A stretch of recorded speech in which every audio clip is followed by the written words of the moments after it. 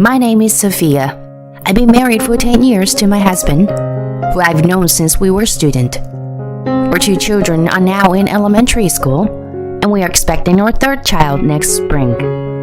I continue to work after marriage, but it is difficult to work full-time while raising children. I talked to my boss about it, and now I'm working shorter hours. I will take time off when I give birth next spring. After that, I plan to take maternity leave. I'm very grateful for the generous benefits package and the flexibility they give me. Recently, I've been able to attend meetings remotely and work from home, and I'm working with the company to prioritize my home life for a while after my leave ends, while I also gradually returning to work. They've been very good to me, and I'm trying not to lose my work sense so that I can contribute to the company again once I've settled down with childcare. Of course, I don't want to neglect not only my work, but also my home. My husband works in a busy office with lots of travel and overtime, but he still tries to help me with housework and childcare as much as possible. I sometimes get sick when he is busy, but thanks to his understanding, he has helped me a lot. And next year, I will start living with my mother-in-law. She lives alone in a small apartment now. My father-in-law got sick and was hospitalized soon after my husband and I got married, and he eventually passed away. At that time, we talked about moving in with my mother-in-law, but my mother-in-law was more reserved about it, so we stopped talking about it. However, after my father-in-law passed away, it seemed to be hard for her to continue living alone in a big house with lots of memories. So my mother-in-law decided to sell the house and rent an apartment.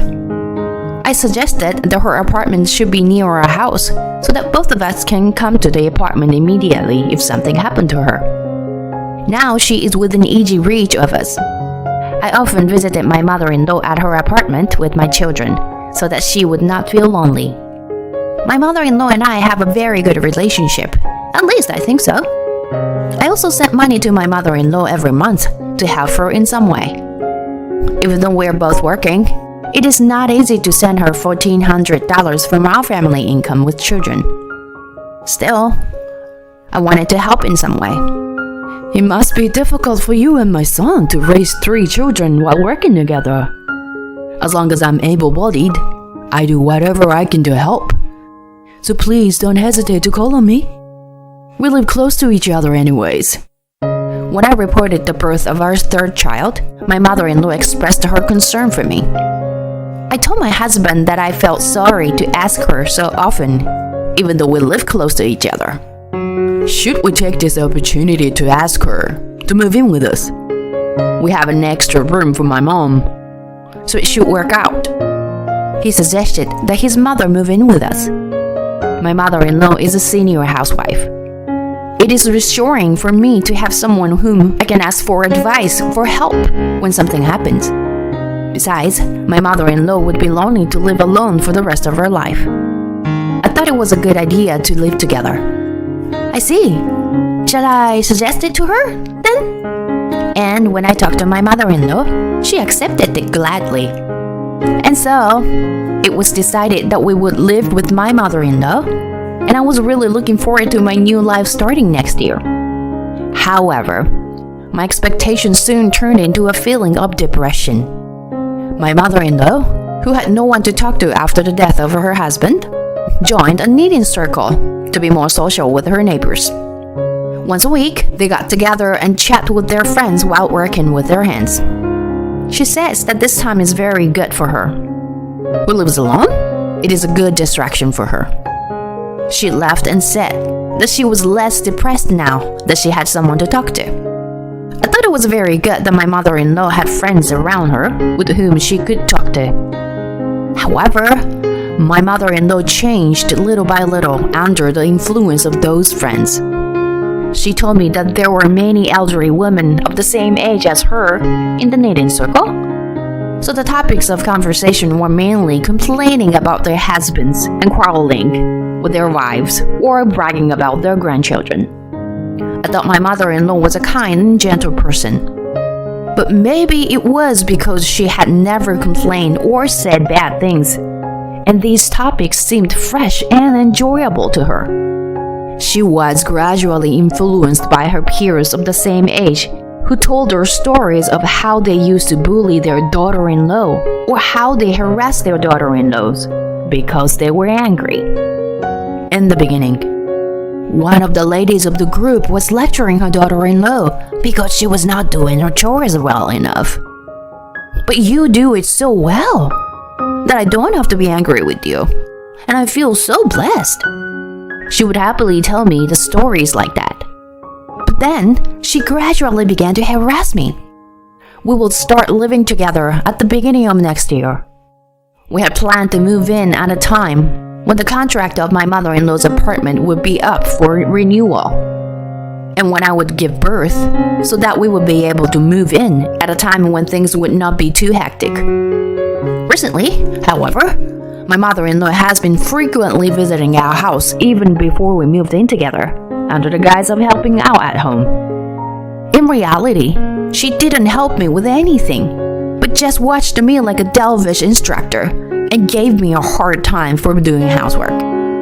That's no good. Weren't you told to drain the dishes before putting them in the basket? You've been a housewife for 10 years. You should be able to do that. Excuse me. We don't know if Emma is allergic to shrimp yet, so you can't just casually feed her shrimp. What if she's allergic to shrimp? Hey, Sophia. She started nagging me about housework, childcare, and all sorts of things. One day, while I was vacuuming, my mother-in-law came to my house. Recently, she would just let herself in without knocking or ringing the doorbell. She came into the living room that day without saying a word, sat down on a sofa, and started looking at old photo albums. I knew it was the right time to clean the house because my children were visiting their friend's house. The album in my mother-in-law's hand was something I didn't recognize much. I didn't care too much about it, thinking that she was looking at me and my husband's childhood albums in the back of the bookshelf. It was hard to clean when she sits on the sofa forever. To tell the truth, I felt uncomfortable that my mother-in-law was just sitting there. But she didn't care and continued to turn the pages of the album leisurely. I was getting a little annoyed with her, who didn't care about me who was cleaning. It was at that time my mother-in-law looked at the photo in the album and at me, and then she smiled wickedly and said, "Sophia, you look like your mother. You looked cute when you were a child, but now you look just like your mother in the picture. Tired and ugly." Tired and ugly. Those words hit me hard. I have 2 elementary school children, another precious life in my belly. I have to go to work for a little while longer before I have to take maternity leave. And even then, I am doing housework on my days off and doing the best I can in my own way. And she calls me tired, worn out, and ugly. It was a terrible insult to speak ill of not only me, but also my mother. I've reached the end of my patience. Okay, I understand what you're trying to say. I'd like to have a word with you sometime, I said to my mother-in-law in a low voice with a sharp edge to it. My mother-in-law flinched for a moment, but still maintained her posture, so as not to show any sign of agitation. "What is it? What do you want to talk about?" she responded as if it was nothing. She was the one who said the worst things to me, but she didn't seem to care and didn't want to apologize. I was disappointed in such a mother-in-law from the bottom of my heart. I can't take it anymore. But I felt that what will happen from now on is not only my mother-in-law and I's problem. Let's have a proper discussion about the future with my husband. I put on my best smile as much as I could. I guess my smile scared her. My mother-in-law kept silent and her face was drawn. The next Sunday, when my husband was home, I asked my mother-in-law to visit our house. I told my husband my intention beforehand. My husband also had his own opinion about my mother-in-law's recent situation, and he was indignant with me when he heard my story. I told him that if it was too much for him to say, I would say it directly to her. My resolve was unshakable now. My mother-in-law opened the door and came into the living room. She looked like the kind and gentle mother-in-law I had known for a long time. But I know that her heart was already changed completely. This talk might get long, but I'm going to get straight to the point. The plans of living together next year are cancelled. Also, I will no longer be sending you the $1,400 a month that I have been sending you for the past several years. This is our consensus, I said to my mother-in-law in no uncertain terms. What? What do you mean? We didn't talk about that, did we? My mother-in-law's eyes widened in surprise. I could see her body was shaking. She must have been upset. Of course she is. I know well enough that I am saying very terrible things to her. But I had already gone beyond the limit of my patience. I looked at husband, and he quietly opened his mouth. Mom, Sophia told me what you did. From what I've heard, what you've done to her is too much. I told her that I thought you could support Sophia. That's why I asked you to move in with us. She's gonna have another baby, and she's going through a lot. And I'm not going to be able to support her all by myself. That's why I thought it would be reassuring to have you by our side. Of course, I'm also worried about leaving you alone. So I thought it would be good for us to live together when you think about your old age. And yet, lately you've been badgering Sophia and saying horrible things about her. I can't live with someone like that. Even if it's my own mother who raised me since I was a child. He looked straight at his mother and said this. Are you going to abandon your mother? You're going to abandon your old mother like this? I thought her words were very terrible. She was not the kind of person who would say such words. So I felt so sad. My husband and I have no intention of abandoning you. It's just that the way you've been treating me lately has been so terrible. I just wanted you to understand that I can't live with you anymore if you treat me like this. And I don't even want to send you money. $1,400 a month is not an easy amount to come up with, you know? Even so, we have been doing everything we can to make sure that you would never have to worry about money. I just felt sad that our feelings were trampled on. I prayed that my words would reach my mother-in-law, but my prayer did not reach her. Sophia, I thought you were a wonderful wife. I was listening to my friends in a knitting circle say all kinds of nasty things about their own daughter-in-laws, and I was thinking that you were a very nice young lady, and I'm very blessed to have you. But I guess I was wrong. You're just as bad as all the other wives. You can't do the housework.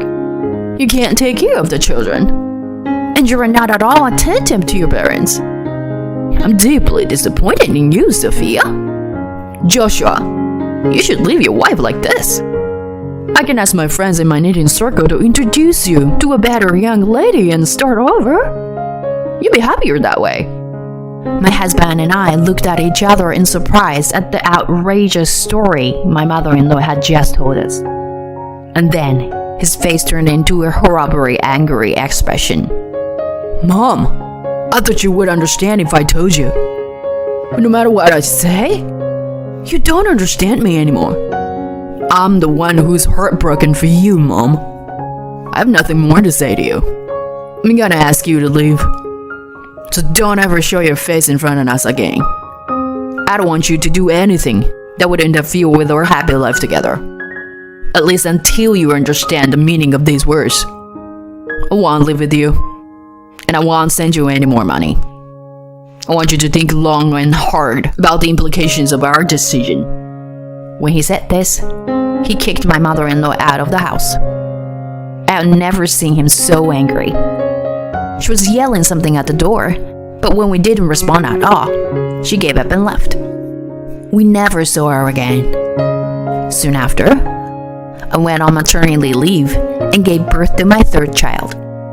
My husband helped me with housework and childcare in his spare time from work, so I didn't have to feel that emotional burden.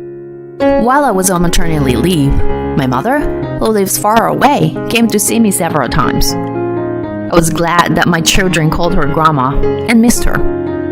To me and my husband, my mother-in-law is no longer our family, but to my children, she's still a kind mother. My mother-in-law no longer visits our house at all, so my child asked, "Why doesn't Grandma come over anymore?" They were wondering. I can't tell the children the real reason. If I do, it will be when they're older.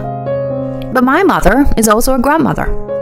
She used to refrain from visiting us because of the distance and my mother-in-law's presence. But from now on, I hope she'll be able to come and go without any worries. I also thought I would visit my parents' house more often with my children. Relationships are a strange thing. No matter how well you think things are going, the slightest misunderstanding can destroy the relationship in a blink of an eye. Like my mother-in-law, it can be difficult to continue a relationship with a person who changes at the slightest opportunity.